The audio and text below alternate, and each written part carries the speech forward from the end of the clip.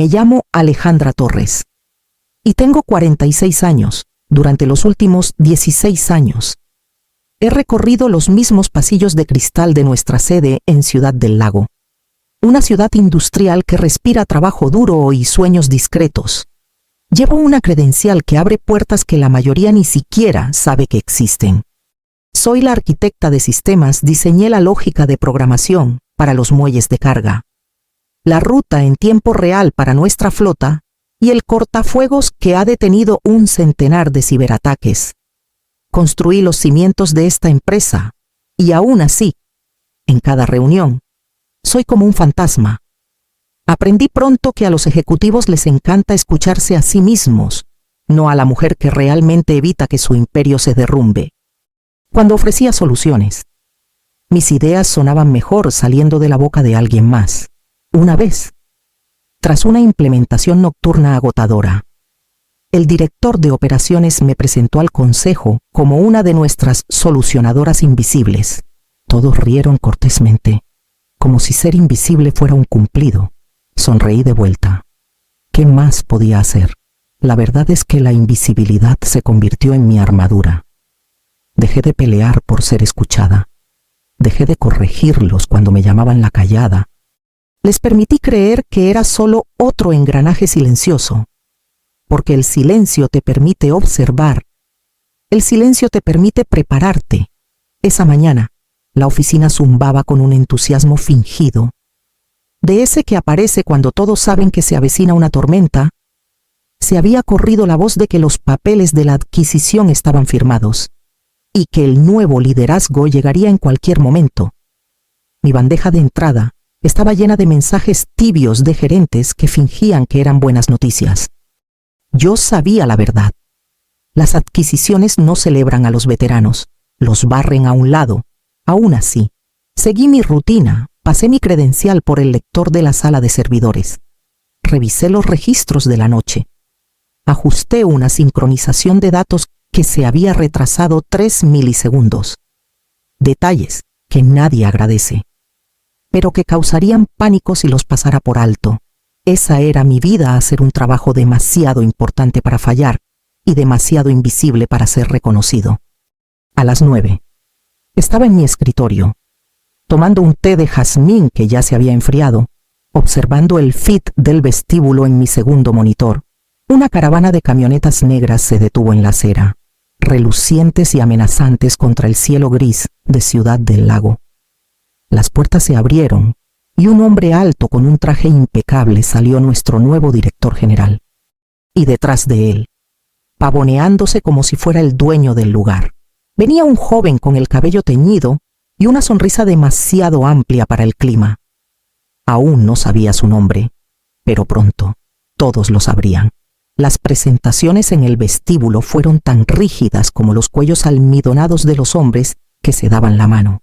Esteban Morales, nuestro recién nombrado director general. Desprendía esa confianza ensayada de alguien que nunca ha tenido que ganarse un peso con sus propias manos. Había visto a su tipo antes pulido, vacío, ya planeando la próxima adquisición antes de que ésta siquiera echara raíces.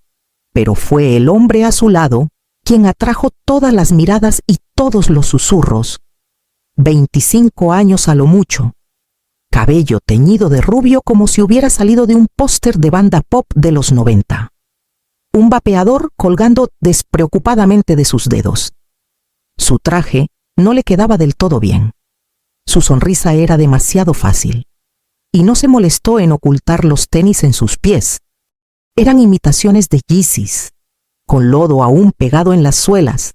Se movía por el vestíbulo como si lo hubieran construido para él, como si toda Ciudad del Lago se hubiera reunido solo para ver su entrada. Para cuando regresé a mi oficina, él ya estaba ahí. Mi silla, el trono ergonómico que había protegido durante noches interminables, estaba inclinada bajo su peso. Sus pies estaban sobre mi escritorio, desparramando los papeles que había dejado en pilas cuidadosamente ordenadas. No se levantó cuando entré, ni siquiera bajó la voz. «Órale», dijo, mostrando dientes demasiado blancos para ser reales.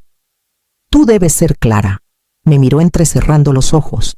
Luego se encogió de hombros, o algo por el estilo. Mi jefe dijo que eras buena onda.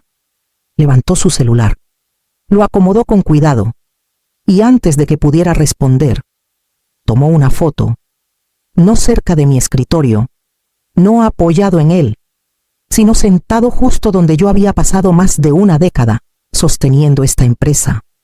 El pie de foto se formó en sus labios mientras escribía. Por fin manejando este changarro, pulsó publicar con un gesto exagerado.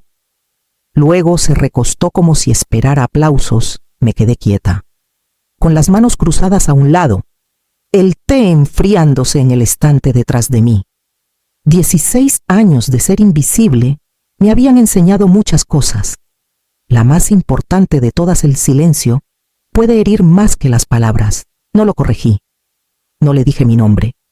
Solo lo observé sonreír a su pantalla, ajeno al fuego que acababa de encender. Por dentro, la humillación ardía como una navaja, pero debajo, algo más frío se enroscaba, una paciencia con colmillos. La paciencia que necesitas cuando esperas un solo movimiento descuidado para derribar la casa.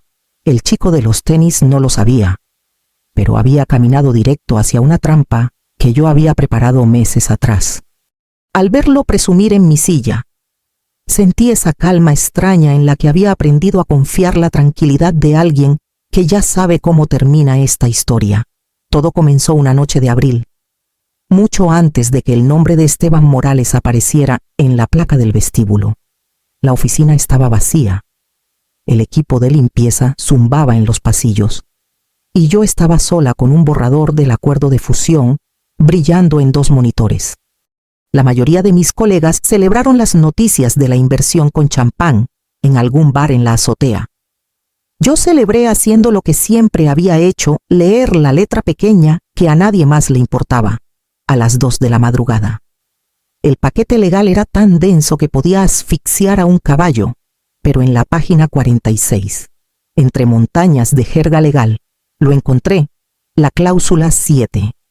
Cualquier instancia de daño reputacional, tergiversación de autoridad ejecutiva o incumplimiento de confidencialidad por parte de un empleado o parte asociada puede resultar en la terminación inmediata del contrato a discreción exclusiva del comprador. Lo leí 2 veces. Luego una tercera, mi pulso desacelerándose en algo deliberado. No era un adorno. Era una puerta de escape, escrita por abogados que habían visto suficientes desastres para imaginar el nuestro de antemano. Podría haberlo marcado en la revisión. Podría haber levantado la mano, como lo había hecho durante años, solo para ser ignorada. En cambio, me quedé callada. Dejé que la cláusula pasara desapercibida. Mi única contribución fue un comentario sutil en una reunión cuando el consejo debatía eliminar redundancias. A veces las redundancias te salvan, murmuré, y nadie me preguntó qué quería decir. Al amanecer, había memorizado cada palabra de esa cláusula. La imprimí, la resalté en rosa neón y la guardé en una carpeta cerrada con llave en mi escritorio, bajo una pila de facturas de proveedores. Nadie me agradeció, nadie lo notó. Esa era la ventaja de ser invisible. Así que cuando Bruno Morales se recostó en mi silla, pulsando publicar con su sonrisa como corona, no grité, no lo eché, solo observé. Ya escuchando el eco de la cláusula 7, resonando como un gatillo apretado en silencio. El detonador era mío. Solo tenía que decidir cuándo presionarlo. La impresora en la sala de copias sonaba más fuerte de lo usual, cada página deslizándose como un veredicto. Pasé el paquete completo portada, páginas de firmas, el apéndice con acrónimos que nadie leía, y me detuve en la que importaba. Página 46. Cláusula 7. Pasé un resaltador neón por el texto, hasta que brilló como una pista de aterrizaje en la niebla. De vuelta en mi escritorio, abrí el feed del vestíbulo en un monitor y mi bandeja de entrada en el otro. Bruno aún estaba en el atrio, mostrando su celular como si fuera un truco de fiesta. Tomé la captura de pantalla que ya había guardado su pie de foto, la geolocalización. la hora, sus tenis en mi escritorio y la coloqué en un nuevo mensaje. Asunto incumplimiento de la cláusula 7, sin preámbulos, sin rodeos. En el cuerpo. 3 líneas. De acuerdo con la cláusula 7 del Acuerdo de Adquisición P46, se observó una tergiversación pública de autoridad ejecutiva. Evidencia adjunta, publicación de Instagram. Con sello de tiempo desde las instalaciones de la empresa. Solicito revisión inmediata a discreción del equipo legal. Adjunté el extracto del PDF con un recuadro rojo alrededor del texto clave y el JPEG de su sonrisa arrogante. Luego añadí un archivo más, un registro interno que mostraba la dirección MAC de su dispositivo, conectándose a nuestra red de invitados al mismo tiempo. Lo dirigí al equipo legal, con copia al departamento de cumplimiento, y dejé fuera a todos los demás. El ruido ayuda a los culpables. La precisión ayuda a la verdad. Mi cursor se quedó sobre enviar por un instante. Como cuando dudas antes de cortar un cable que ya has estudiado 100 veces. Luego hice clic. El mensaje se fue con un pequeño whoosh, casi demasiado pequeño para lo que llevaba. Cerré el borrador del mapa de arquitectura que había mantenido abierto por comodidad. Expulsé un USB delgado de la torre y lo guardé en el bolsillo acolchado de mi bolso. No contenía nada sensacional, solo historiales de versiones, contactos de proveedores y un rastro de mi propio trabajo que nadie nunca pidió ver. Doblé la foto de mi perro que estaba en la esquina de mi monitor, la envolví en un pañuelo para que el vidrio no se rayara y enjuagué el jazmín de mi taza en el fregadero de la sala de descanso hasta que el mango dejó de oler a noches largas. De regreso, guardé la cláusula 7 impresa bajo una pila de facturas inofensivas en mi cajón. Lo cerré con llave y dejé la llave donde siempre pegada dentro del portalápices. Quien me necesitara podría encontrarme, quien no. Seguiría revolviendo hasta cortarse con el papel.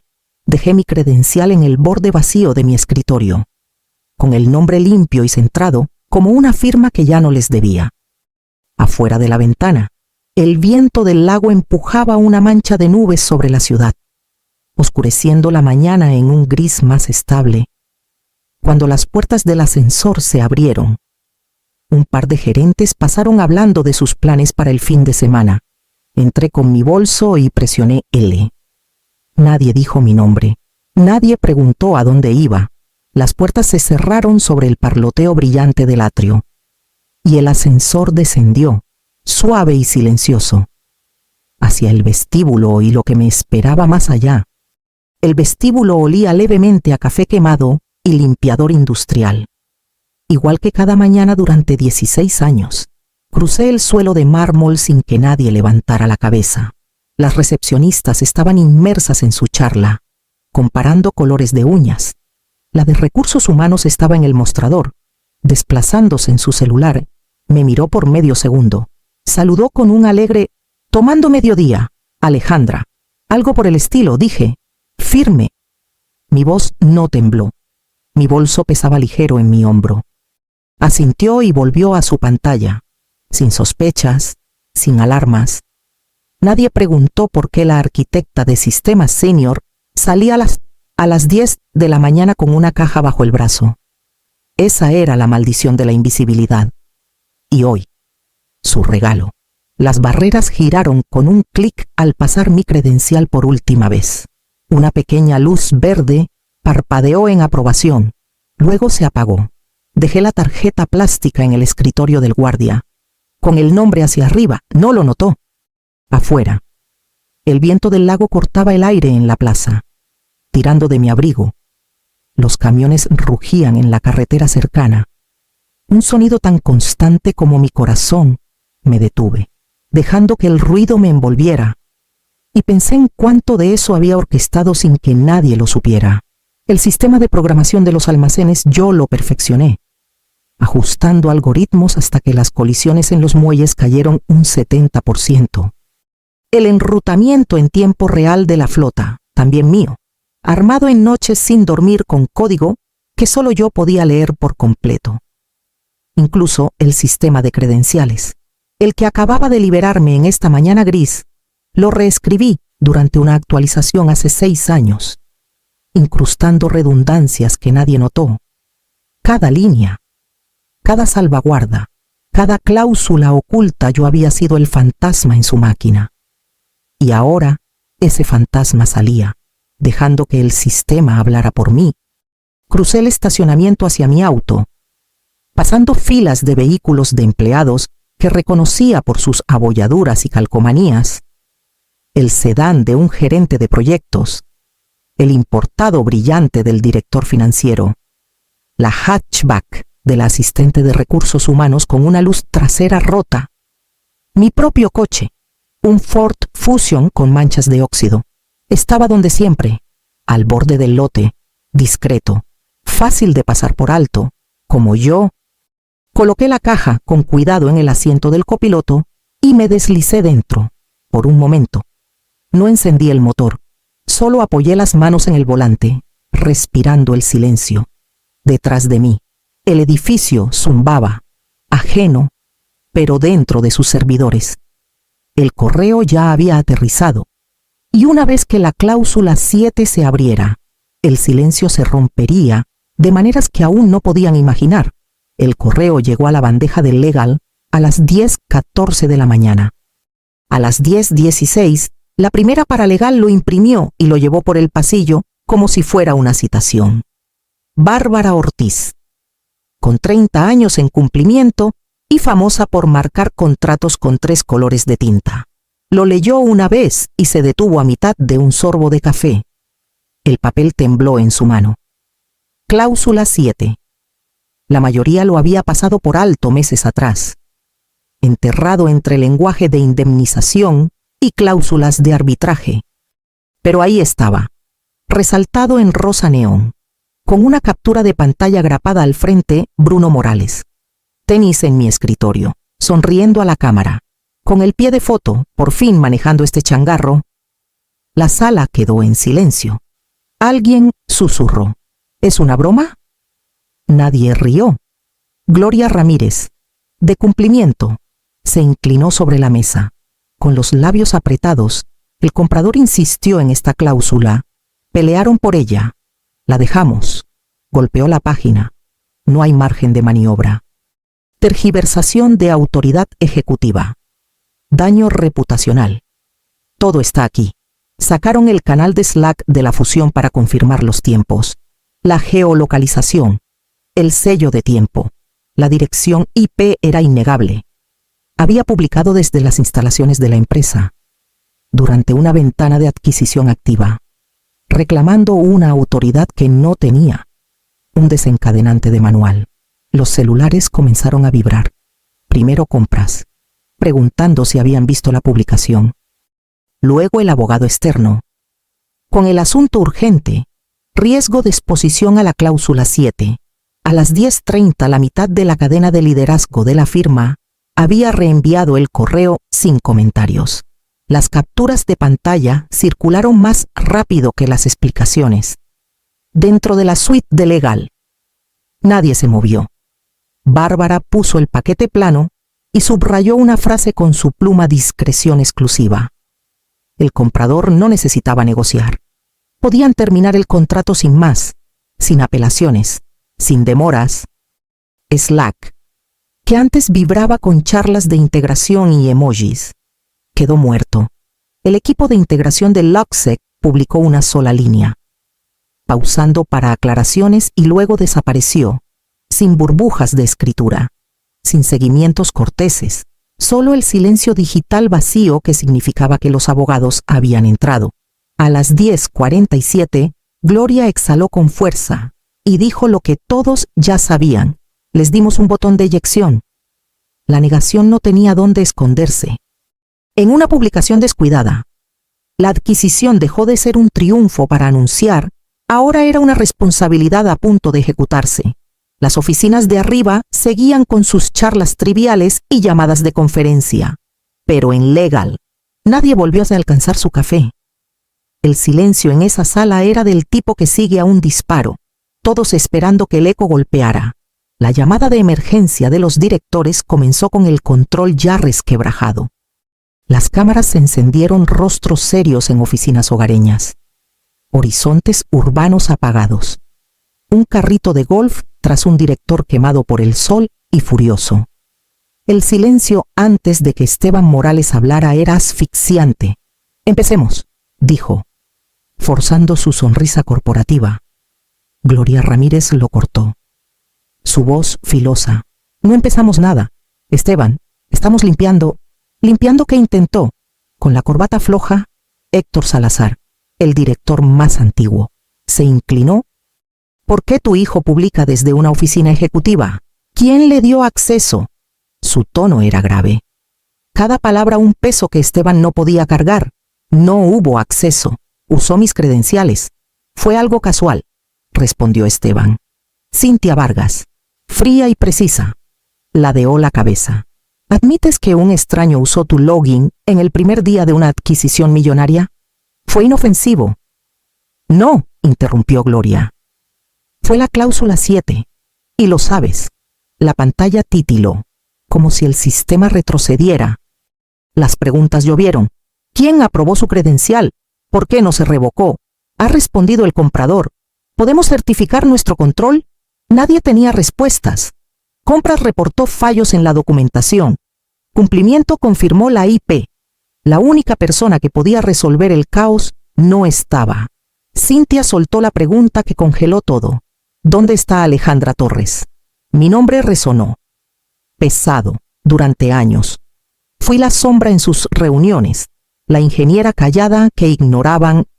Ahora lo decían con urgencia, como si descubrieran lo que perdieron. Se fue un momento, balbuceó Esteban. Es la única que entiende la integración, gruñó Héctor. Sin ella, no respondemos al comprador. Mi ausencia pesaba como hierro en la sala. Los directores se miraron. Sabiendo que la mujer que borraron ahora tenía el control, a media tarde. Compras desenterró el apéndice que nadie se había molestado en estudiar cuando se presentó el paquete de integración. Una analista junior, pálida y con ojos abiertos. Colocó el folder en la mesa de la sala de juntas como si fuera contrabando, resaltado en trazos limpios. El lenguaje era simple. Todos los componentes de middleware que soportan análisis operativos serán licenciados a través de soluciones estratégicas ATSADCB, con derechos exclusivos para despliegue, adaptación y modificación. La sala quedó inmóvil. ¿Soluciones estratégicas AT?, preguntó Cintia, su pluma flotando sobre la página. La analista asintió. Con la garganta seca, es la entidad de Alejandra Torres, incorporada hace 2 años. El rostro de Esteban enrojeció. Luego se desvaneció en pálido. Eso debía haber sido eliminado. No lo fue, dijo Gloria con sequedad. Fue presentado, sellado y aprobado durante la diligencia debida. El comprador ya tiene esta versión. Un murmullo se extendió por los cuadros de los directores. Confusión, enojo, resignación. Héctor se inclinó hacia adelante. Voz baja. Entonces el backbone de nuestro sistema no es técnicamente nuestro, es de ella. El consejero general, que había estado callado hasta ahora, finalmente habló. Y es peor. Miren aquí. Golpeó el último párrafo. Los términos de la licencia sobrevivirán a la terminación de los acuerdos de fusión o adquisición, a menos que sean revocados mutuamente. Una cláusula de supervivencia, a prueba de todo. Lo que significaba que incluso si Luxec se retiraba, el código seguía siendo mío. No podían revocar mi permiso unilateralmente. No podían reemplazarme sin desmantelar el sistema que habían vendido como la joya de la adquisición. Esteban intentó protestar, con voz débil. No puede tenernos de rehén así. No nos tiene de rehén, cortó Cintia. Ella se preparó, tú no. Por primera vez, nadie lo defendió. El silencio que siguió ya no era de shock. Era reconocimiento. La ventaja que pensaban controlar había pasado. Silenciosa y absoluta, a las manos de la mujer que habían llamado invisible. La casa que le habían prometido al comprador no era suya para vender. Los cimientos, el cableado, las llaves, todo conducía a mí. La videollamada abrió con micrófonos silenciados y rostros tensos. De un lado estaban los directores, sus voces cortantes, ojos bajos como si esperaran una ejecución. Del otro, el abogado principal de Luxec, compuesto y severo, delineó la oferta con calma quirúrgica. El comprador aún quería el sistema, pero no el caos que lo rodeaba. Me querían a mí. Mi cuadro apareció al final, sin fanfarrias, sin presentaciones, solo mi nombre: Alejandra Torres, Soluciones Estratégicas ATSA-DCB. El representante del comprador habló directamente. Procederemos con la licencia solo si se maneja de forma independiente. Señora Torres, ¿estaría dispuesta a negociar los términos a través de su entidad? Dejé que el silencio se extendiera. Mi respiración firme. Luego respondí: sí, a 3 veces la tarifa original. Y quiero un asiento con voto en el consejo. Las palabras cortaron la llamada por la mitad. La pluma de Cintia se congeló sobre sus notas. Gloria exhaló lentamente, mientras Héctor murmuró algo como: ya era hora. Nadie objetó. No podían. Los cimientos de su futuro ya eran míos. Esteban intentó recuperarse, su voz débil y quebrada. Esto es irrazonable, dijo Gloria. Fue dejar que tu hijo comprometiera un trato de 9 cifras. Volvió su mirada hacia mí. Señora Torres, secundo la moción. La votación se aprobó en minutos. El rostro de Esteban desapareció de la cuadrícula antes de que terminara. Su acceso revocado en plena reunión.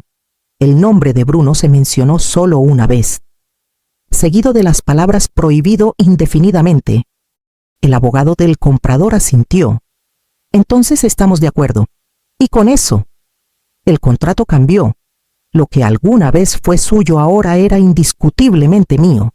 Cuando la llamada terminó, cerré mi laptop en la tranquilidad de mi cocina en Ciudad del Lago, afuera. Las nubes se reunían sobre el lago. Un rugido bajo prometiendo lluvia. Llevé mi taza de té de jazmín al porche. Me envolví en una cobija y observé la tormenta acercarse. Durante años me habían llamado invisible, un fantasma que mantenía sus máquinas vivas. No necesité alzar la voz, cerrar puertas de golpe o pelear por un lugar. Todo lo que tomó fue un correo, enviado en el momento justo, para convertir el silencio en poder.